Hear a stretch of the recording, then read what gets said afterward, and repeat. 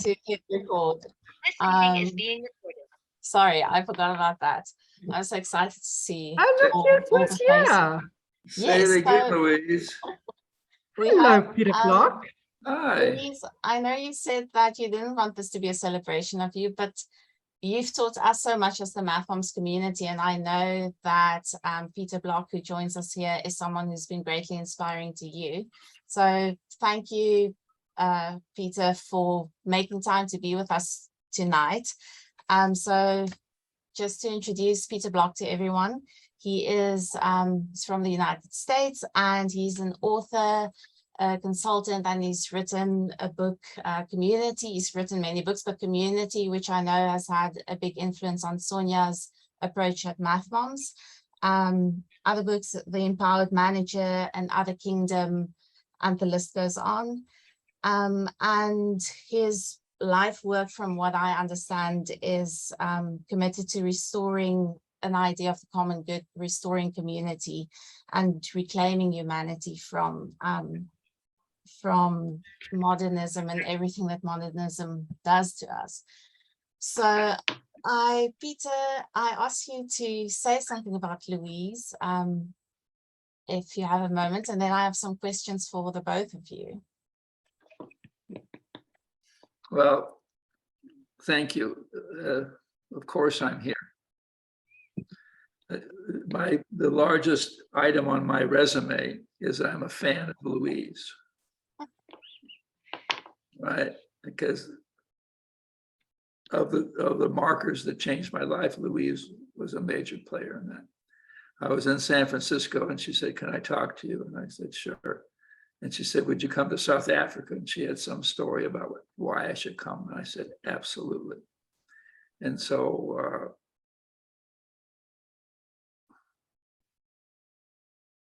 I don't know anybody who can take an idea, understand it so deeply, embody it, and bring it into the world as Louise can. She talked about her degrees, and that has nothing to do with what any of us are.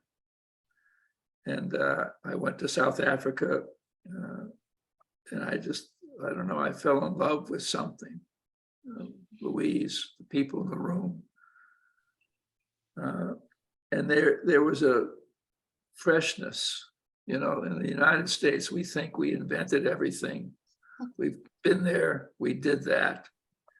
I just saw somebody says the United States is like a big dog, a giant dog in a room, and every time it wags its tail, it knocks something over.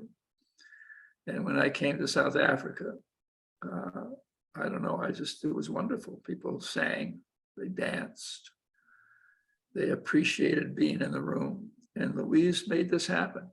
Underneath it all, people trusted Louise, and to have somebody who's so powerful and so human and capable of people trusting her is just, it doesn't happen many times in a lifetime.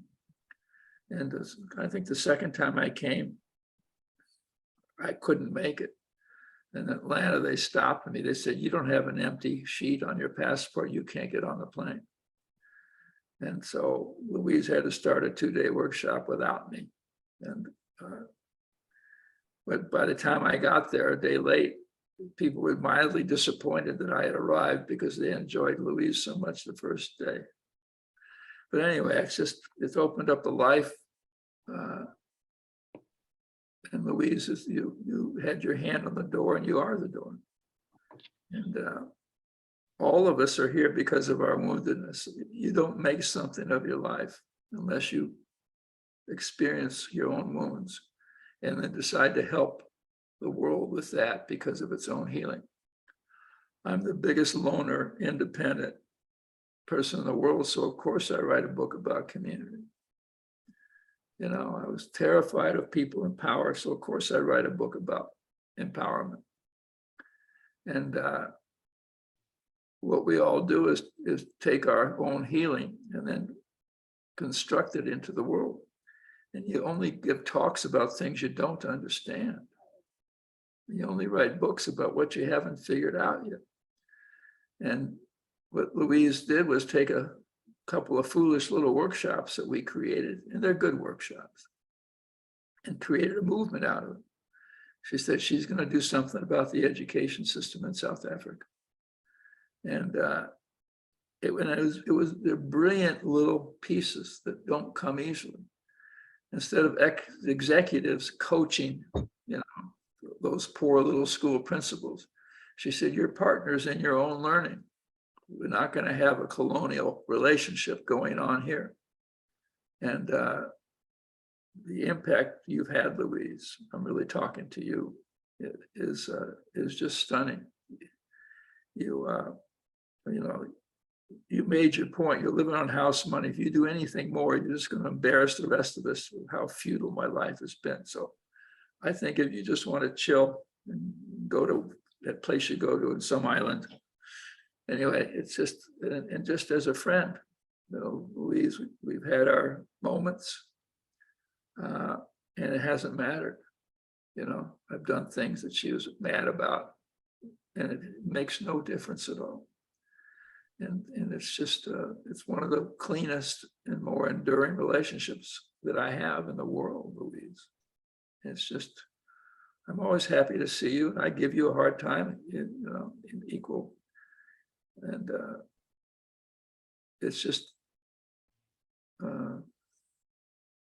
and you transcended your training. You transcended your academic instinct. And you just are an integrator. You pull things together.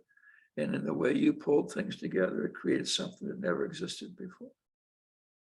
And I feel privileged to bear witness to that. I've seen it, and I've been there enough times, not lately, but to have my life changed by who you bring together. And people contact me, and it's always with love. And my only disappointment, Louise, is you didn't run for president of South Africa, or prime minister, whatever they call it. And I think that is an act of absolute cowardice that we'll talk about later. Peter, thank you so much, Peter. Thank you for showing up. Goodness, Judy-Ann, that was a bit of an unexpected one. I told you too that I'm all for uncertainties and unexpected things. Thank you, Peter, for making the time. It would be great if you could be around for the rest of the conversation, but I know your time is limited. But I have a question that I think both of you can weigh into, and that's the question of leadership. So when I look around, many of us are managers in our work, or mentors, or professors at university, or we have leadership positions, or we're mothers. And from what I've seen of you and your work, Louise, you understand leadership really as a kind of community creation. Peter just said that you bring people together.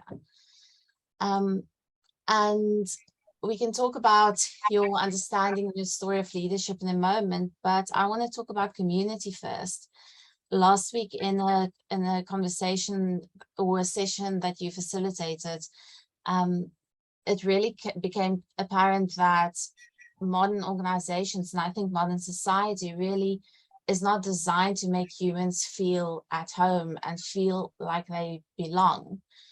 So what I want to know, what I'm interested to know personally, and as through our work at MathMoms, is how do we as leaders create community in such a way that people feel that they belong? And do you think that that is important?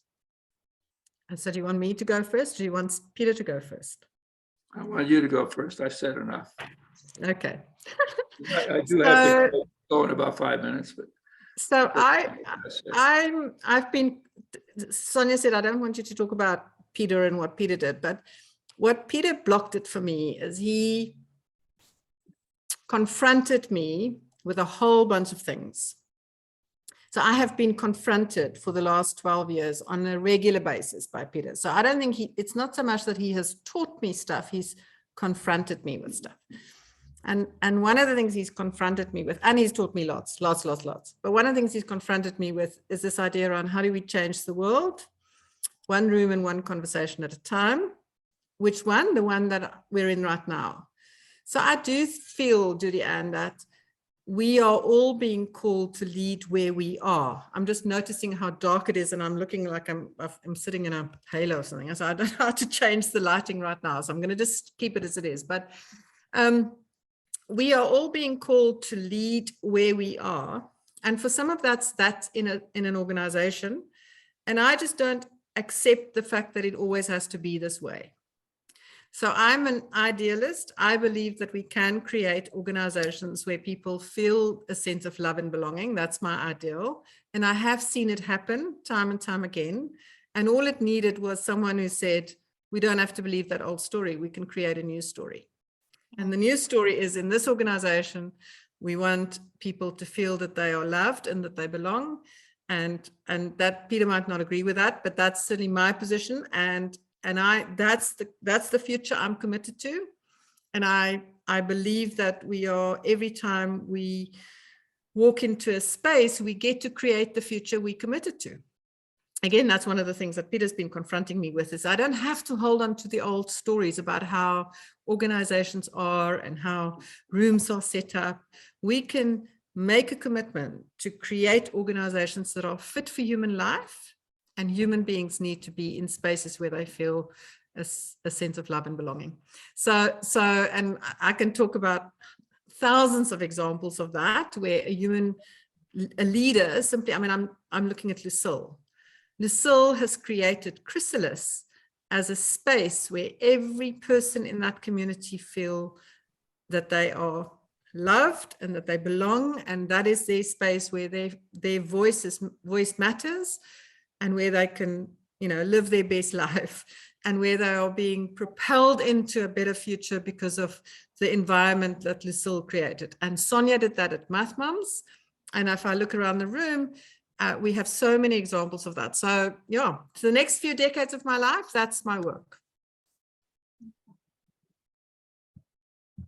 Peter, do you have anything to add?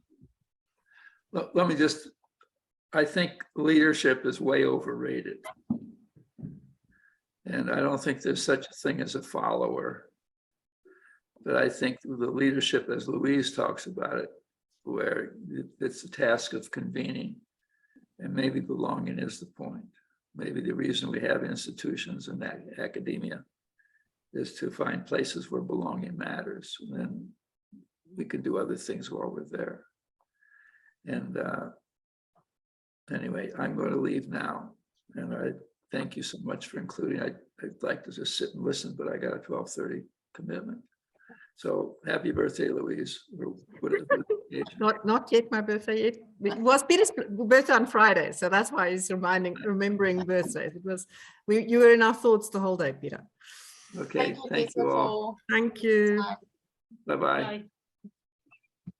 So like Sonia said in the chat, Peter's book community is really fantastic for anyone doing any kind of community development work.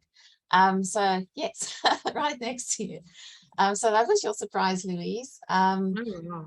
And so we've celebrated you, and everyone now sort of knows something of your background.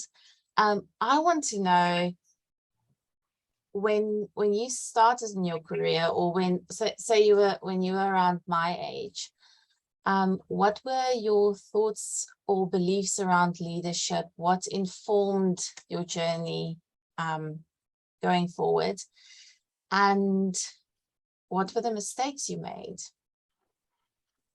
Yeah, well, I'm embarrassed about every mistake, because I'm sorry about, I'm gonna, because it's recorded, I'm gonna be good about this. I was not a very nice leader, to put it mildly. I was a boss. And I bossed people around, and I've had to go back and ask forgiveness, and I've had to say sorry for being one of the most demanding, and what. So anyway, I can beat myself up about that quite easily, but at age 38, someone cared enough about me to give me some really hard and feedback that really changed my life. And I am forever grateful about that, because certainly the last 19 to 20 years, I think I've been a better leader. I'm still working at it. I'm a work in progress. There's no doubt about it. But but it's again part of Peter Block. One of the things he's confronted me with is this idea that the delivery vehicle of my expertise is my humanity. So it matters how I show up, and it matters how I make people feel.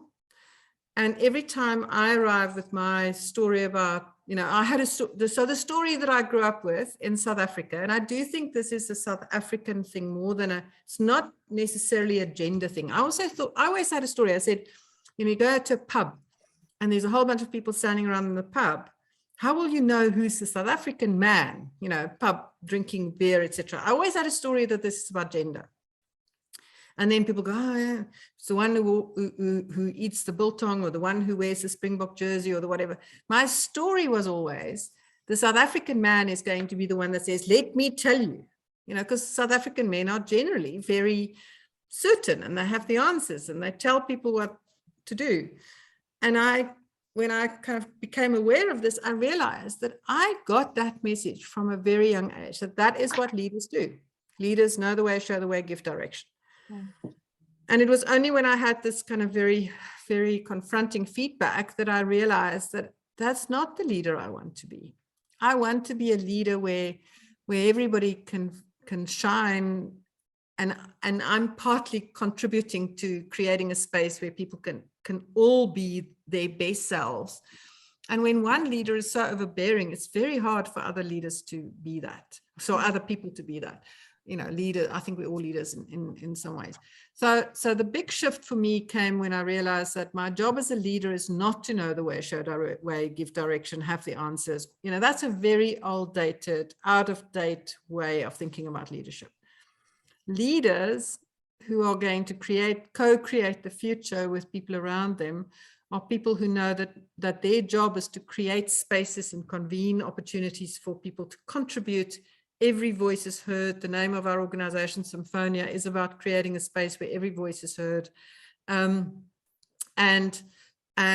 it's about, we work with school principals. And if you're a school principal and you've got 20 staff members or educators in your school, your job is to create the environment where every one of those educators are going to show up and bring their best versions of themselves into every one of those classrooms. And you can't make them. You can't force them to do that. That's your job. And so that is such a shift. And realizing that we create each other. The idea of Ubuntu I am because we are. We create each other by how we show up and engage with each other. And the ideas of, the old story about leaders is they stand at the front of the room and they talk at people. And it's not working anymore. And what we need is for leaders to be in conversation and with others and create spaces for every voice to be heard. And how practically are you doing that on a big and a small scale? Yeah, well, practically, firstly, as a mother, I really do think of my job as a leader starts at home. And it starts with I think it's, my husband would want me to say it starts with my relationship with him, but actually it's for me, it starts with my relationship with my daughters and therefore with him, because what they experience and how they experience me is in relation to him. And that's so important in terms of who they're going to be in the world. But so with my daughters, I've realized that they're 21 and 24 now. And they do not need any answers or advice from me. They have enough of that. What they need from me is my listening, my presence, my curiosity, my interest in who they are and what they care about, and to be available for when they might ask me a question, but most of the time my job is to be in awe and enchanted with who they are. So that's at home. At work, it's this kind of reminder every day that the delivery vehicle of my expertise is my humanity, and it's about how I make people feel. And again, one of the key performance indicators that we talk about in terms of leadership is whether people's eyes are shining. And when their eyes are shining, those around me, then I know I'm onto something. But when their eyes are not shining, I get to ask myself, who am I being that their eyes are shining or not? And then at the larger scale, I've been one of the things that I'm, have a lot of joy about is this kind of, over time you develop a capacity to mobilize people into a movement. And that's all around, what people feel attracted by. And my experience, my discovery has been people are attracted by a spirit of generosity. And they're attracted by a kind of commitment to other people's well-being, in addition to your own. So it's not just, it really is a co-created experience. Yeah, I'll stop there, Judy-Ann. And I make big mistakes. It's not that I don't make mistakes, but it's just that,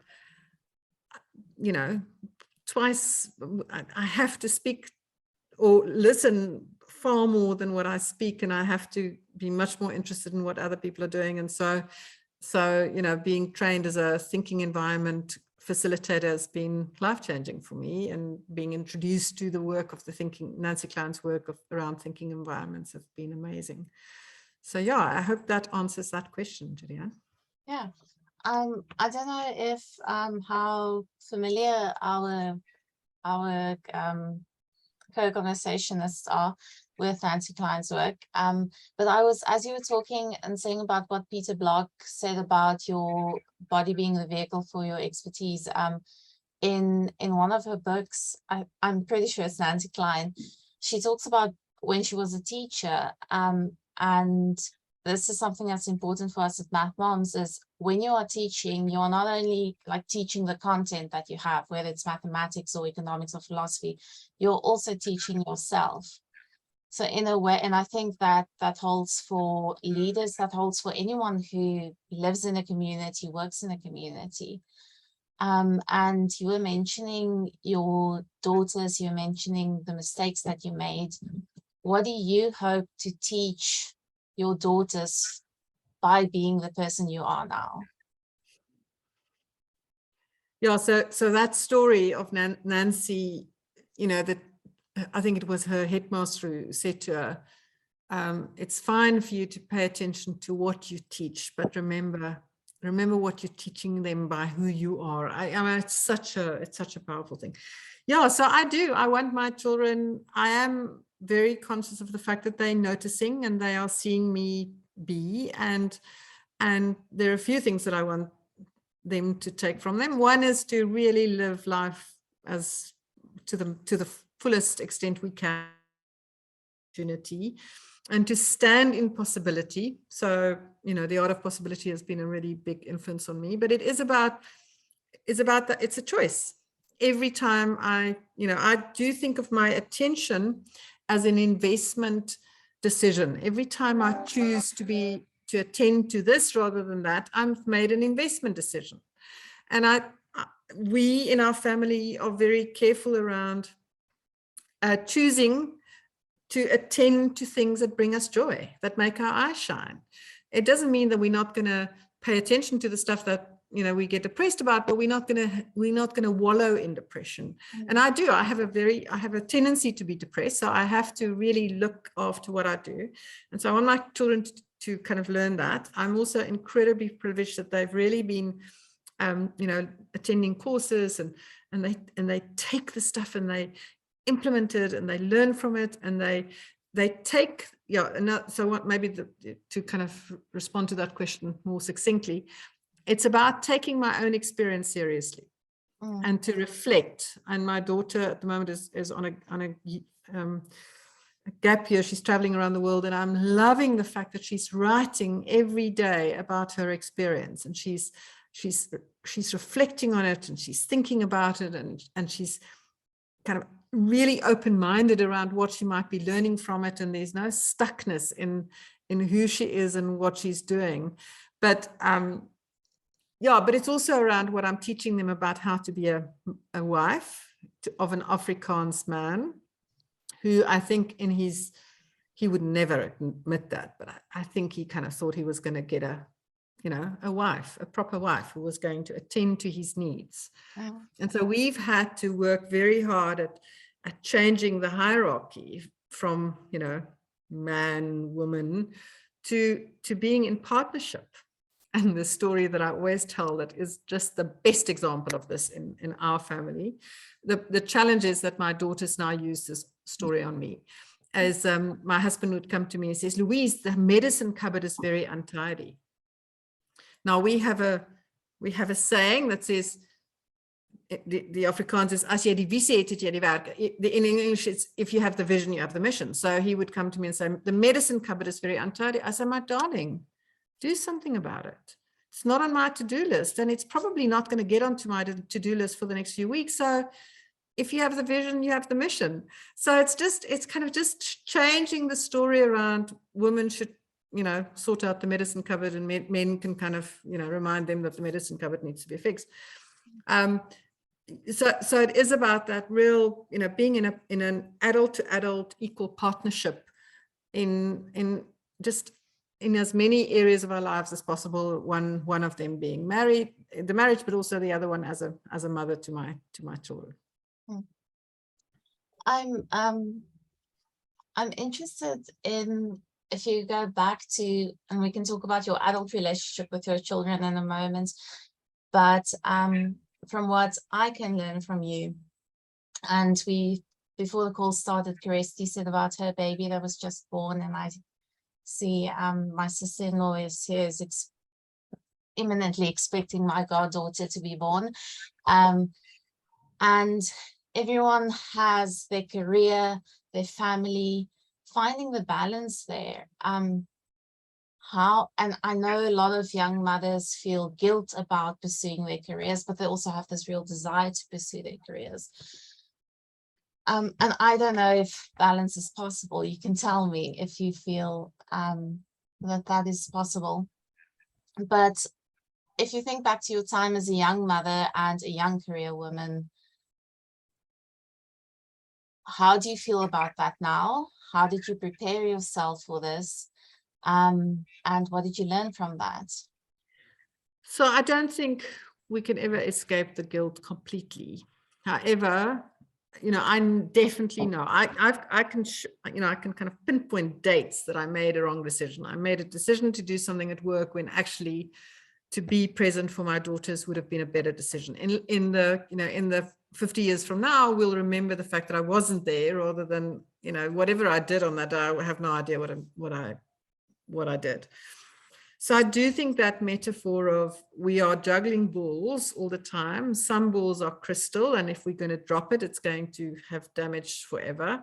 Some balls are rubber, and they will bounce back, and we won't even know that we dropped the ball.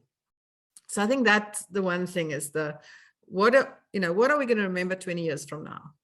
And I do think that as a mother, there were times where I could have outsourced a particular piece of work in order to be with my children when they needed me. So I'm sorry about that. I think I'm making better decisions now. It took me some time.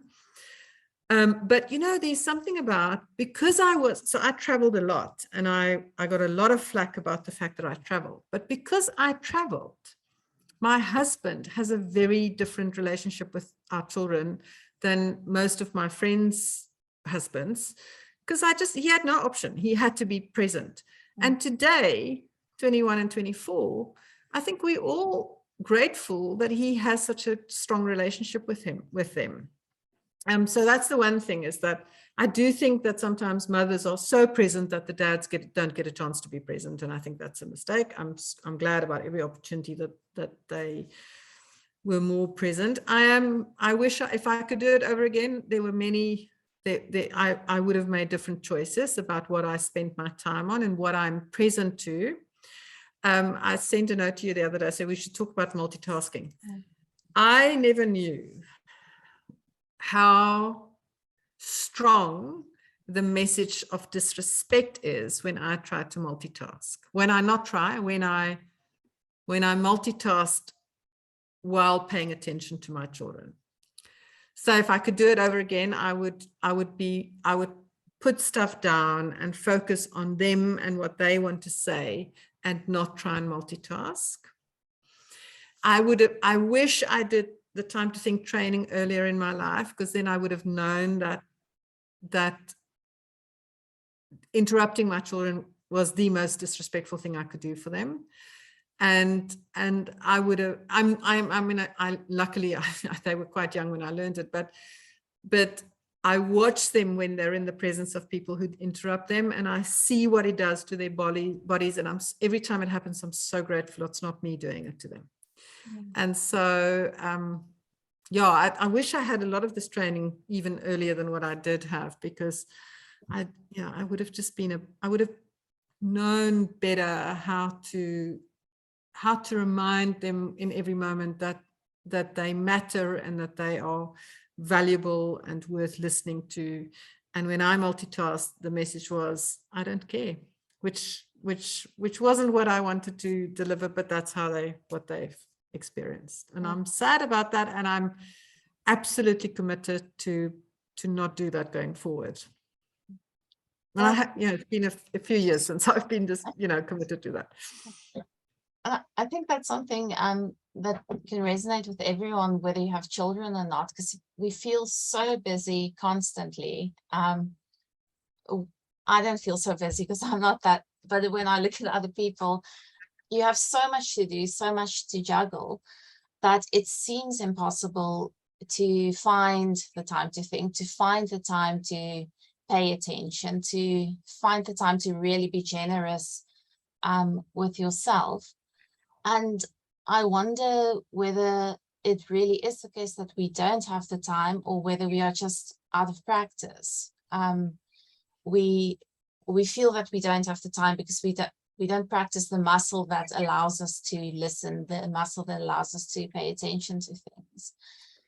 Well, and I think the muscle, so using your terminology around the muscle, or maybe we're just not aware of enough that every time we do any of these things, it's a choice. And so one of the things that I think mothers, honestly, a dirty house is, we're not going to remember that 20 years from now, but we are going to remember that my mum played a puzzle with me. And we aren't going to remember that, my mother, I've recently she was very busy. She had 4 children. And regularly on a Sunday, she's going to hate me for telling the story. On a Sunday, we would have, no, I can't remember. It's like, let's say an equivalent of a Kentucky chicken and an ice cream cone.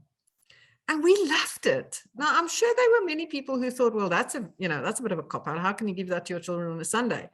But my mother had other more important things to do. We would rather build a puzzle and eat Kentucky and we didn't do it that frequently, but it was that kind of choice around am I going to spend my time on stuff that, is just to keep up the appearances, or am I going to spend my time in doing the stuff that matters to my children? And, so I think that's one of the most important things is just choosing, being more aware of the fact that so Peter always says that we have to confront ourselves with our capacity to choose. So is it okay if I tell the sandwiches story, Judy-Ann? Because I think the sandwiches story is a story that we should all, I think we should all tell and listen to that story once a week. So the story goes that the 2 construction workers meet each other for lunch. And John takes out his sandwich and he looks at the sandwich. He says, "Ooh, ham and cheese. I can't stand ham and cheese." And he throws the sandwich in the bin. So his friend is a bit, why on earth would anybody throw a perfectly okay sandwich in the bin? But he doesn't say anything because he doesn't feel he has the right to do that. So he just, next day they meet and John takes out his sandwich. He says, "Oh, bacon and egg. Can't stand bacon and egg." And he throws it in the bin. Now his friend's very concerned because, you don't waste perfectly good food like that. So that evening he has a conversation with his wife. He says, "You know what, if he does that tomorrow, I'm going to say something." "Yes," she said, "you should say something. It's not okay." So the next day he takes out his sandwich and he looks at the sandwich. He says, "Oh, peanut butter and jam, can't stand it." And he throws it in the bin and he, makes a big song and dance. So his friend says, "John, you really should have a word with your wife about these sandwiches." He says, "You leave my wife out of it. I make my own sandwiches." So when I get home in the evening and I've had a long day and I've done all these things and I've taken all my family members will look at me and go, oh, it's an interesting sandwich you made for yourself today. Because the reality is I made it myself. I said yes to all those things. I could have said no, I took it all on. But it's just that kind of realization that it's a choice. So I'm choosing to do this today because tomorrow we're going to do this other thing. Said to Sonia, I'm so sorry, I can't do that thing I was going to do with you tomorrow because I committed to go and have breakfast with Helen, with my daughter. And I'm absolutely committed. In the past, I would have said, oh, let me cancel my breakfast with Helen. And no, I'm not going to cancel my breakfast with Helen because it is more important than, anything that I needed to do with MathMoms tomorrow. And it was a missed opportunity, miscommunications, etc. But the fact of the matter is, I've learned to make those, those crystal balls are the crystal balls, and I'm not going to let them drop. And everything else we can, they'll bounce and we'll pick them up and we'll do something else for them. I don't know. That's a long answer to your short question, Judy. I'm sorry.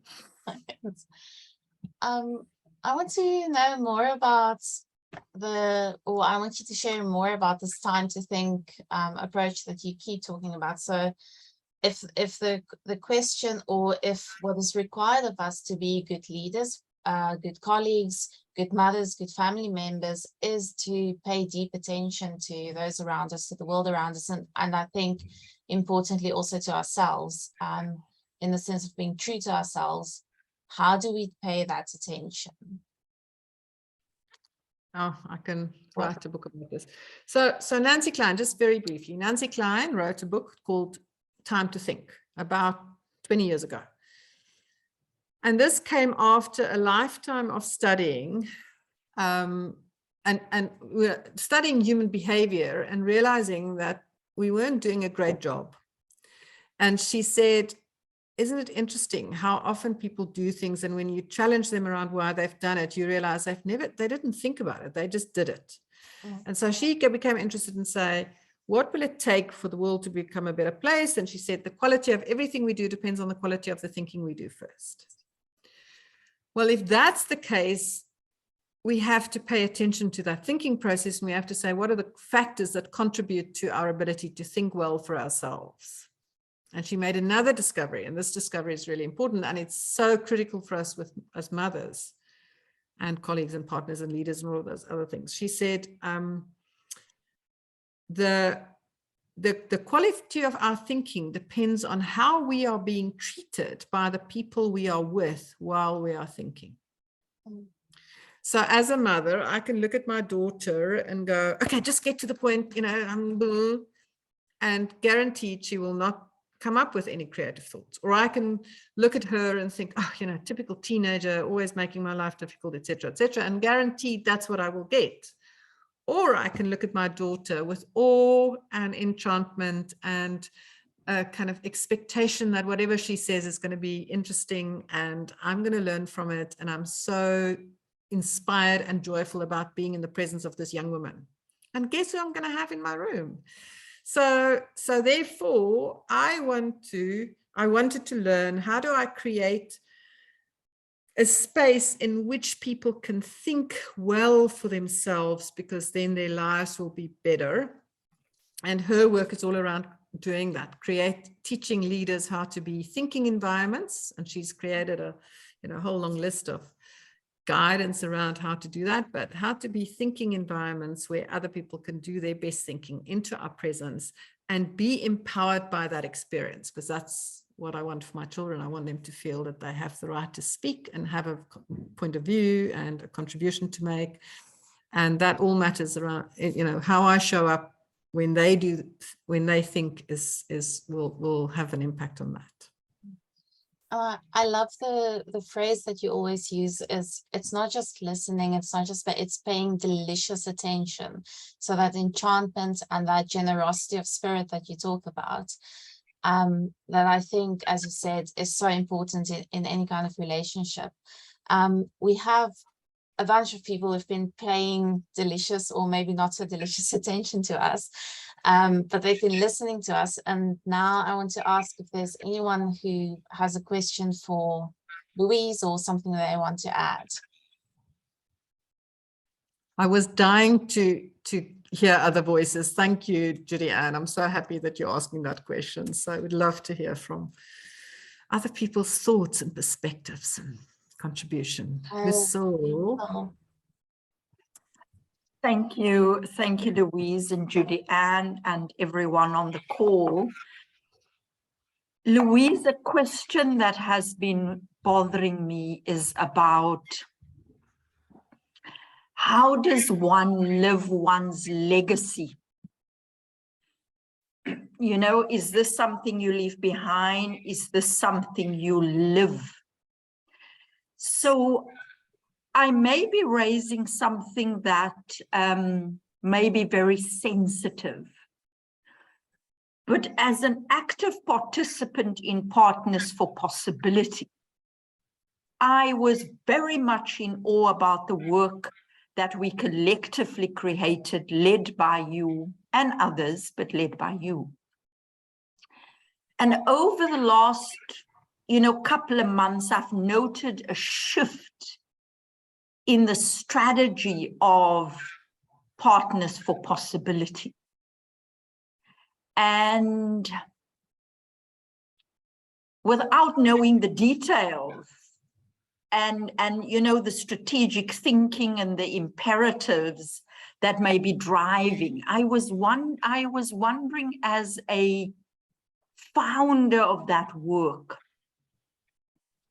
how does a leader need to protect a legacy? Let me frame it in that way. Does a leader have a responsibility to protect a legacy?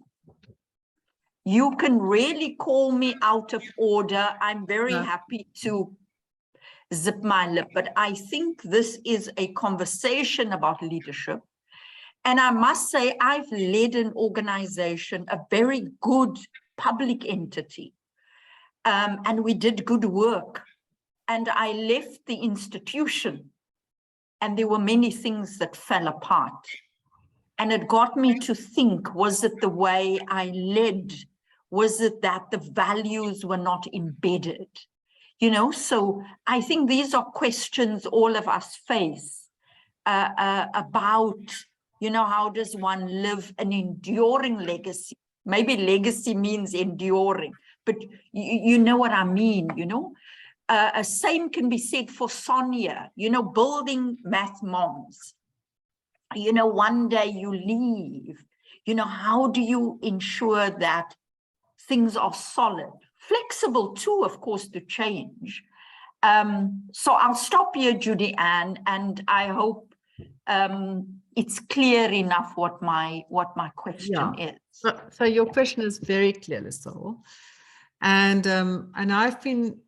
when you started, I was wondering to what extent will I be able to respond to that question without bursting into tears. And I'm delighted that I'm not crying as I'm sitting here right now. So I, as you know, wrote this book. You contributed to this book, and it was 10 years of our story.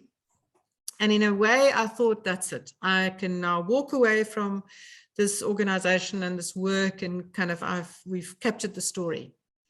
But I've discovered, in my case, and I don't know whether that's the case for other people, I've discovered that Partners for Possibility is Partners for Possibility and me share a heart.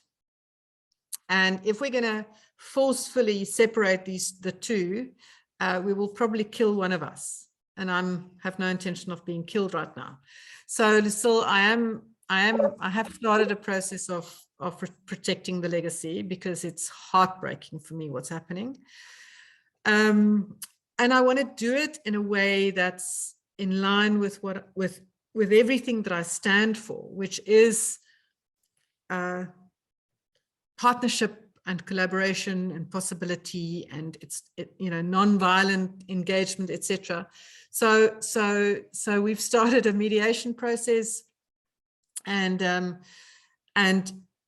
going to have to figure out a solution that won't lead to the destruction of everything we've co-created, because this is the thing. I think as a movement leader, when you mobilize, and Partners Possibility has touched, we've had 1,700 people like you and 3,200 people in total, and we've touched 1.5 million people, and we've written books, and we've told the story, and that as a leader, I have come to the realization I didn't know, and Sonia's been, you know, walking this, she's been my partner as I'm trying to make sense of this, but one of my partners, but I have realized that I do have responsibility and I cannot just let it, you know, be destroyed.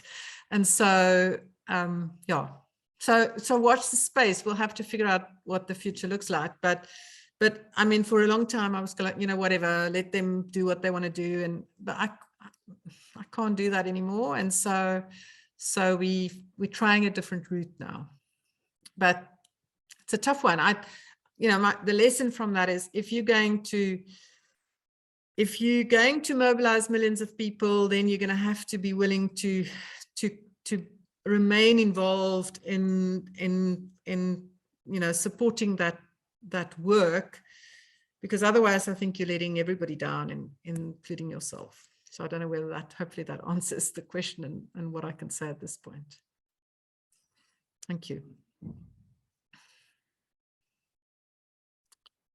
Do we want to ask Matuni to say what she wants to say, Judy-Ann?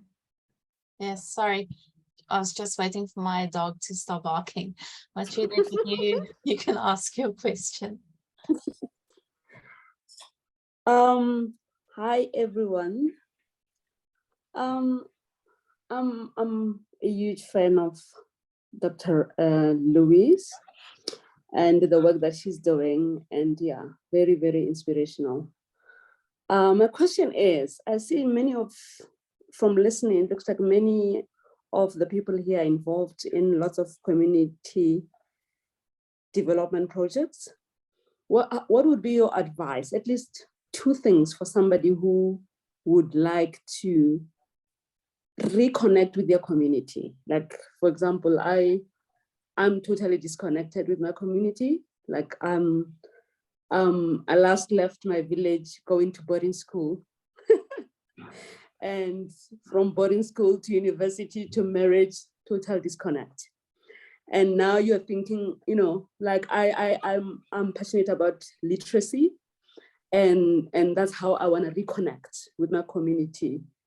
And it has been a very tough 2 months just trying to do that with the local school.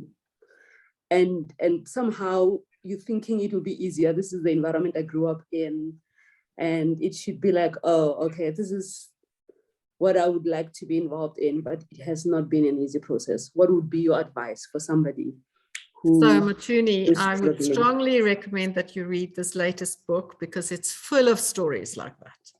But let me give you the kind of, you know, executive summary of that. The one thing we've discovered is that when we leave or when we return, so let's say when we return, we often arrive with judgments about those who have stayed that we're not even aware of. And so those feelings of, well, why did they not do that, or why have they not done that, is kind of, it's almost impossible for us to not be confronted with that. And so the biggest piece, if I can give one piece of advice, it would be, and again, I can't help it, this did come from Peter Block as well. He says, what if you just replaced being helpful with being curious and interested? And so if we can show up with a commitment to be curious and interested in and meet people where they are rather than where we think they should be, and then accompany them from where they are to wherever we will together decide the future should be, with a huge amount of love and appreciation and delicious attention and soft eyes and compassion. We say that the key performance indicators for compassion is when people feel seen, heard, and loved by us. So the challenge is that so often our wanting to be helpful is experienced as a judgment.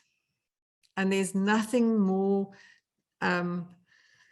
challenging in relationships when people feel judged. And often we're not even conscious of it. We don't mean to be judgmental. We don't want to, and somehow it's being shown, it's showing up as judgment. And then that stops us from being in relationship. So that's the biggest lessons I've learned, is that my wanting to be helpful is often experienced as a judgment. And if I want to be in relationship with people, it's about me stopping my story that I can be helpful, be curious and interested, because often my greatest contribution came from my willingness to be a cheerleader rather than a solution provider. So I'm conscious of time, Judy-Ann, but I hope that answers the question, Matuni.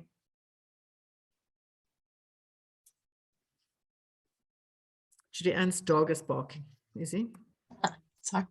I think what you just said also applies to motherhood or parental relationships, and realizing when to let go of your dreams or your legacy as a parent, to come back to Lucille's question, or how to let go of that and not presume to be helpful and be curious about your child.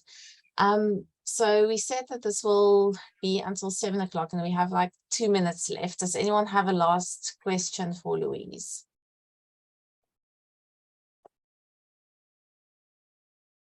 Karika. I don't know if this is really a 2-minute question, but Louise, I'm so intrigued by all of the iterations you've had and basically reinventing yourself every decade.